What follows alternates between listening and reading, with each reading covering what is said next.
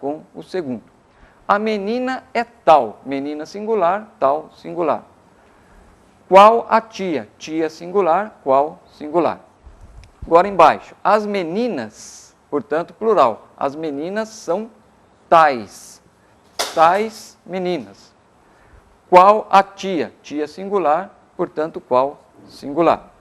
Agora aqui eu tenho a menina é tal quais as tias. Menina singular, tal singular. Tias plural, quais plural. E por fim, as meninas são tais quais as tias. Meninas é plural, tais plural. Tias plural, quais plural. Portanto, há 4 possibilidades. Talvez por isso é que no dia a dia as pessoas acabem mesmo usando como invariável, tal qual, em qualquer situação. No entanto, a norma culta manda que se faça a concordância como acabamos de ver, ok? Vamos ver como fica a concordância das expressões um e outro, nenhum nem outro, seguida de substantivo. Importante aqui é guardar que o substantivo fica no singular. Observe. Os deputados aprovaram um e outro projeto. O erro aqui seria escrever um e outro projetos. O substantivo projeto, que vem depois de um e outro, fica no singular. Mesma coisa quando vem depois de nenhum nem outro. A polícia não encontrou nenhum nem outro assaltante, no singular. Substantivo assaltante fica no singular. Agora, atenção, porque se o substantivo for seguido de adjetivo, aí o adjetivo fica no plural. Observe, os deputados aprovaram um e outro projeto, substantivo no singular, projeto. Porém, o adjetivo no plural, importantes. Um e outro projeto, importantes. Mesma coisa, a polícia não encontrou nenhum nem outro assaltante. Assaltante no singular, mas o adjetivo foragidos no plural. Portanto, nenhum nem outro assaltante foragidos. Ok? Uma palavra muito importante, que aparece muito mesmo nas provas de concursos públicos e vestibulares, é a palavra bastante. Por que essa palavra causa algum problema na concordância? Porque bastante pode ser adjetivo, pode ser advérbio. Nós sabemos que os advérbios são palavras invariáveis, não se flexionam normalmente. E muitas vezes as pessoas fazem confusão, confundem o emprego do bastante advérbio com o bastante adjetivo e acabam não flexionando nunca, o que é um erro. A verdade é a seguinte, se bastante for adjetivo, bastante vai variar como os adjetivos variam, sempre. Se bastante for advérbio, será invariável como são invariáveis os advérbios. Quando que bastante é adjetivo? Quando se liga a um substantivo. Por exemplo, aprendemos bastantes novidades hoje, bastantes novidades, porque aqui bastante é adjetivo. Não importa que no dia a dia ninguém praticamente fale assim, bastantes novidades.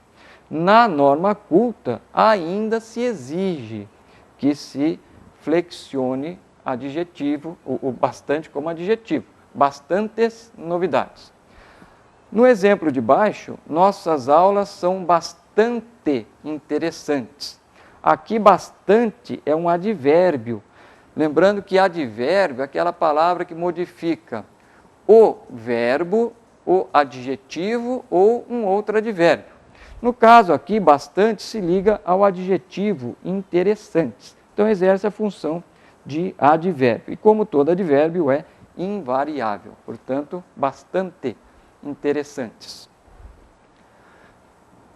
Uma regrinha prática para resolver o caso do bastante é a seguinte: sempre substituir bastante por muito. Se aparecer muito ou muita no singular, bastante fica no singular.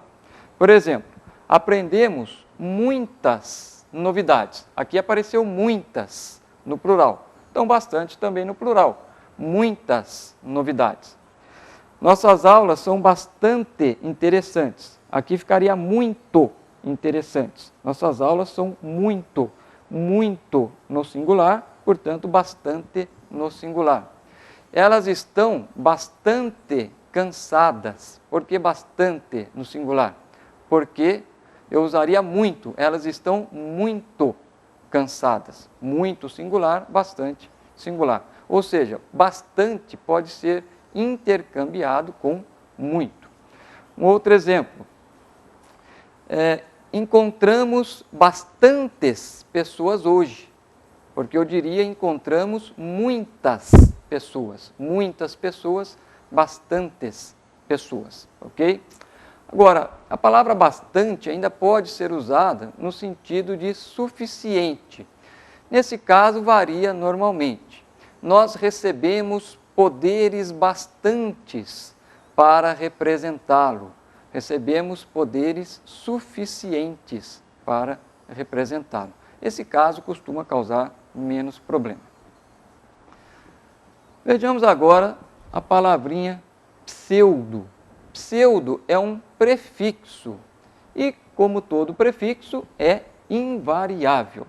Portanto, eu devo dizer pseudocientistas e não pseudos cientistas. Isso não existe. Não existe pseudos ou pseuda. O que existe é só pseudo, invariável. Pseudocientistas, pseudo-sábios, pseudo-economistas. Sempre no singular, ok? Não existe pseudos nem pseuda.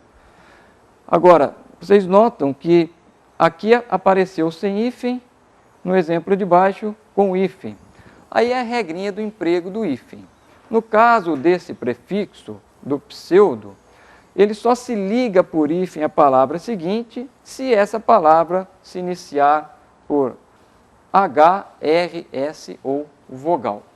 Como cientista não começa nem com H, nem R, S ou vogal, não há hífen. Sábio começa com S, hífen. Economistas, vogal, portanto, hífen. É a regra do hífen. Outra palavra muito importante é meio. Aqui também há uma certa confusão, porque meio aparece como adjetivo, mas também aparece como advérbio. E a regra é a mesma que vimos para o bastante. Se meio for adjetivo, é variável. Se for advérbio, é invariável. Como que eu reconheço se meio é adjetivo ou advérbio? É simples. Quando meio é advérbio, significa um pouco. Então, toda vez que eu puder substituir meio por um pouco, eu tenho um advérbio e, portanto, meio é invariável. Quando for adjetivo, estará ligado sempre a um substantivo. Por exemplo, Maria comeu meia jaca. Jaca é substantivo.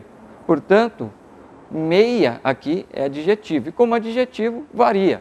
Jaca é feminino, portanto, meia jaca. E ficou meio enjoada. Vejam que aqui meio é advérbio, significa um pouco. Ficou um pouco enjoada. Então, aqui, como advérbio, meio é invariável. Veja um exemplo de baixo. Era meio-dia e meia. Meio-dia, por quê? Porque aqui meio é adjetivo, se liga ao substantivo dia. E meia hora, meia fica no feminino, por quê? Porque se liga ao substantivo hora, que está implícito. Na realidade, era meio-dia e meia hora. Cuidado para não dizerem meio-dia e meio. Não é meio-dia e meio-dia, é meio-dia e meia hora. Todo mundo diz 7h30, 8h30, 9h30, 10h30. Por que dizer meio-dia e meio? Não há nenhuma razão para isso. Também é meio-dia e meia.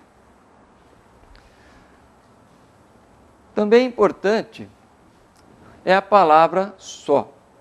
Só, quando for sinônimo de sozinho, é variável. Se for sinônimo de apenas e, portanto, um advérbio, é invariável. Vejam só, não nos deixem sós. Aqui o sentido é de sozinho, não nos deixem sozinhos. Portanto, não nos deixem sós. Esses fatos, por si sós, demonstram sua incompetência. Aqui também o sentido é de sozinhos. Esses fatos sozinhos demonstram sua incompetência. Pouca gente escreve corretamente, por si sós. A maioria escreve por si só. Mas o correto é fatos por si sós. Fatos plural, sós plural. Agora, já no exemplo de baixo, as crianças só queriam brincar. Só significa somente, portanto, é um advérbio invariável. E existe ainda a locução a sós. Esta locução a sós é sempre invariável. Ele pediu para ficar a sós. Eu quero ficar a sós. Nós queremos ficar a sós. Essa locução é invariável. Sempre sós no plural. Vejamos agora como fica a concordância do adjetivo possível em expressões do tipo o mais possível. Pois bem, a expressão original é essa mesma. O mais possível. Vejam só, as joias eram o mais possível belas. Com o tempo, o adjetivo aqui, belas, foi se deslocando. E aí nós poderíamos ter frase do tipo, as joias eram o mais belas possível. Continuamos com a expressão original, o mais possível, só que belas entrou aqui no meio, o mais belas possível. E depois, essa concordância evoluiu, quer dizer, adquiriu uma nova forma do tipo, as joias eram as mais belas possíveis. Então, todas essas concordâncias, hoje, são consideradas corretas. Eu posso dizer, as joias eram o mais belas possível. Vejam que se eu uso o artigo no singular, eu ponho possível no singular. O mais belas possível. Já se eu uso o artigo no plural, as, uso também possíveis no plural. As mais belas possíveis. Vejamos outros exemplos. Obtivemos os melhores resultados possíveis. Artigo no plural, os possíveis também no plural, para que eu tenha a concordância correta. Nossas notas foram as piores possíveis. Artigo no plural, as, portanto, possíveis também no plural. As piores possíveis. Também importantes são as expressões do tipo é proibido, é necessário, é bom. Essas expressões ficam invariáveis quando o sujeito não vem acompanhado de artigo ou pronome. Por exemplo, é proibido entrada de animais. É proibido e não é proibida, porque entrada aqui não está determinado, essa palavra não está determinada por artigo nem por pronome. Então, é proibido entrada. Dedicação é necessário ao candidato. Dedicação, o sujeito aqui também parece de forma genérica, não está determinado por artigo ou pronome. Portanto, dedicação é necessário. Da mesma forma, cachaça não é bom. Também não há a determinação aqui. Eu não estou dizendo a cachaça, esta cachaça. Não aparece o artigo, o sujeito é genérico. Cachaça é bom. Aqui é como se eu tivesse um verbo implícito. beber cachaça não é bom. Mesma coisa aqui, olha. Ter dedicação é necessário. Essa é a explicação para o uso do adjetivo na forma neutra, no masculino singular. Agora observem só. Se eu empregar o artigo, muda tudo. É proibida a entrada de animais. A entrada de animais é proibida. A dedicação é necessária. Então vejam bem, dedicação é necessário, mas a dedicação é necessária. Agora eu tenho o artigo, que aparece aqui determinando o sujeito. Mesma coisa com cachaça. Esta cachaça não é boa para a saúde. Vejam ainda esses dois exemplos aqui. Se alguém pergunta, a senhora é professora? A resposta pode ser assim, sim, sou o. A senhora é a professora desta classe? Agora apareceu o artigo, a professora. A resposta seria, sim, sou a. Qual a diferença? No primeiro caso, este o aqui exerce a função de isso, como se fosse isso. A senhora é professora? Sim, sou isso mesmo, sou o. Este o aqui é como se fosse isso mesmo, sou isso mesmo. Agora, embaixo, a senhora é a professora desta classe? Sim, sou a. Aqui é como se ela dissesse, sim, sou ela mesma. Sou ela mesma. Sim, sou a. Ok? Vejamos agora a concordância com os pronomes de tratamento. Por exemplo, Vossa Excelência, Vossa Senhoria, Vossa Santidade, Vossa Magnificência, Você, que também é um pronome de tratamento, era Vossa Mercê na sua origem. Pois bem, com os pronomes de tratamento, nós temos que tomar cuidado. Se eu me refiro a um homem, o adjetivo fica no masculino. Se eu me refiro a uma mulher, o adjetivo fica no feminino. Olhem o exemplo. Vossa Excelência está equivocado. Por que equivocado? Porque eu me dirijo, no caso aqui, neste exemplo, a um juiz. Se eu me dirigisse a uma juíza, Vossa Excelência está equivocada.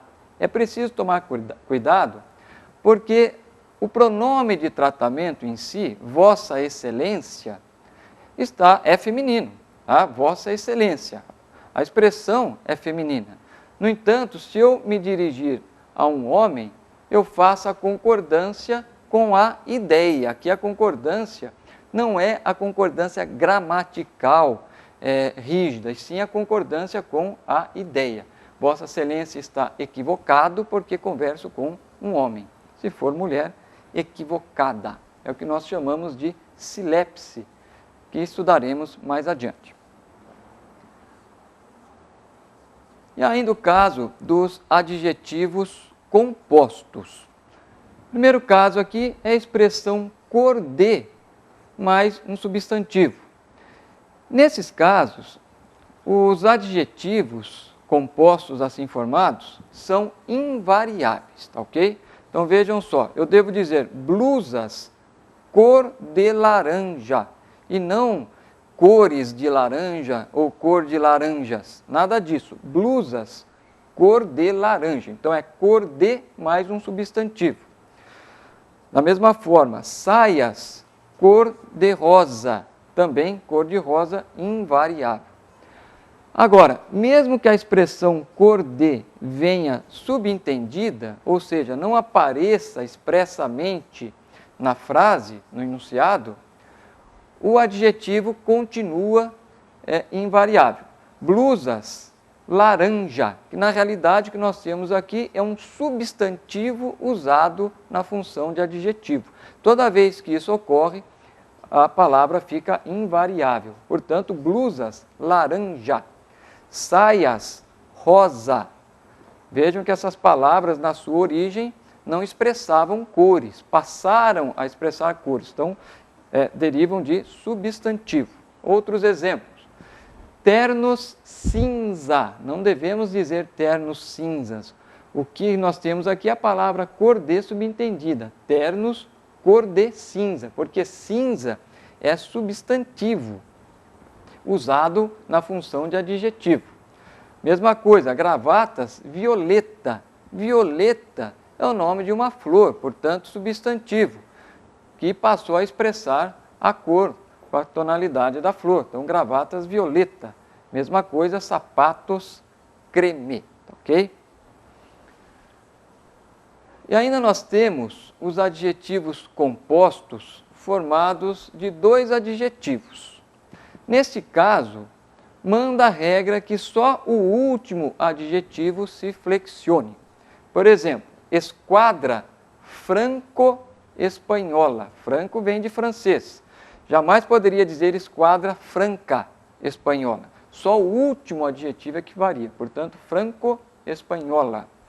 Questões político-partidárias. Então, eu ligo os dois adjetivos com um hífen e flexiono só o segundo. Outros exemplos. Costumes afro-brasileiros. Só o último elemento varia. Camisas verde escuras. Nada de dizer camisas verdes escuras. Só o segundo elemento é que se flexiona.